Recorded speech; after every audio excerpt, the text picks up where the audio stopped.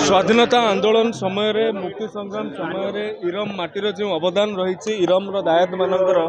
जो अवदान योगदान रही जेते प्रशंसा कले भी जेते कृतज्ञता जनइले भी कम हेब ये जाति अकृतज्ञ नुहे ताहाकु प्रमाणित करने को जाइकी इरम्र स्मृति रक्षा समिति सहयोगरे एवं इरम्र जनसाधारण सहयोगरे आज ओडिया भाषा साहित्य संस्कृति विभाग तरफ राज्य स्तरीय समावेश एठी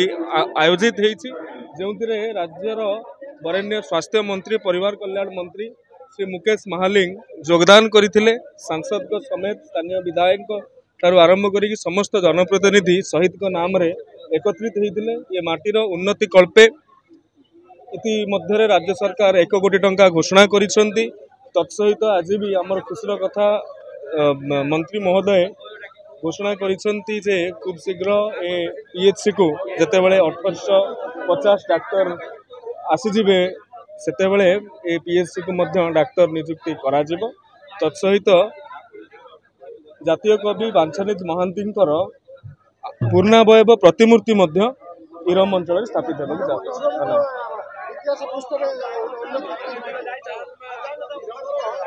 पाठ्य पुस्तक इरम्र कथा अच्छी इरम्र कथा नहीं से कथा नुहे इरम ठारू आरंभ करी पापड़ाहांडी पर्यंत लुणिया ठू आरंभ करी तुड़ीगड़िया पर्यंत आमको सिमको ठू आरंभ करी भंडारीपोड़ी थानापोड़ी भंडारी पोखरी थानापोड़ी पर्यंत सब कथा अच्छी किंतु ताहाको विस्तृत भाव में वर्णना करने आवश्यक।